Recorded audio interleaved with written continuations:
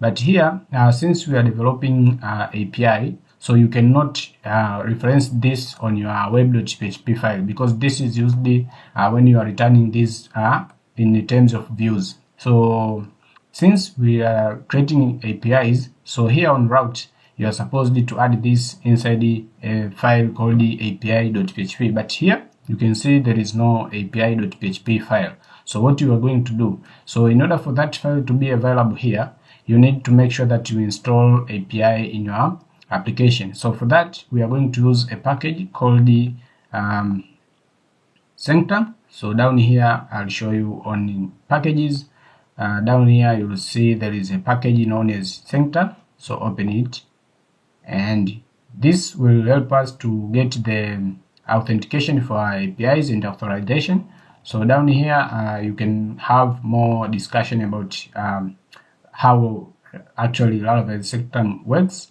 And down here, you can see this is the way of installing Laravel Sanctum. So you can just run this command. So php install API.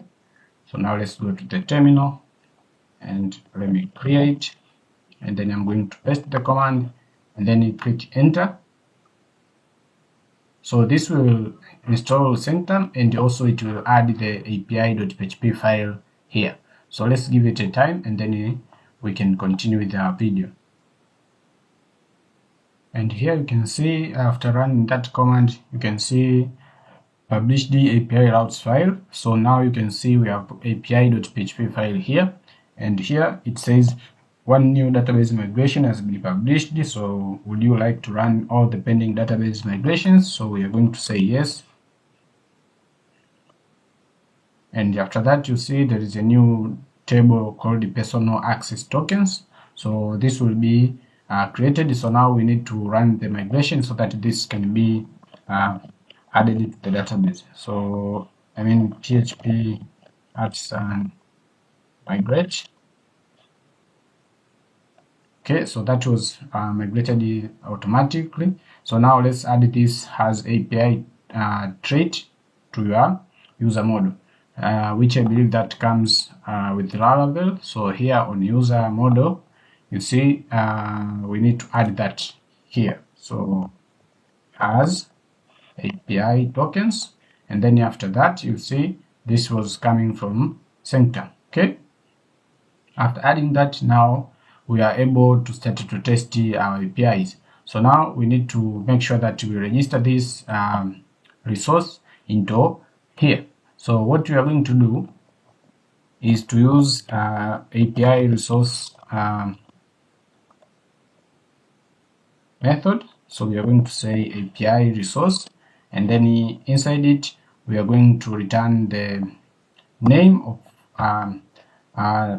resource that we are going to use to call all the values. So here we are managing authors, so we are going to say authors, and then here you need to specify the name of the controller. So just to provide the controller here, which is author controller. So this one, author controller, and then make sure it is like that. Okay, so after that, make sure you have imported this class as I did here, and make sure that everything is like what I did here. So by providing this API resource means we will use this will generate all the required routes. So for example, all the routes that I showed you before, for example, the routes for edit, delete, create, and everything, they will be created automatically by using that API resource. So if you want to be with more detail about that, you can just check that here on controllers,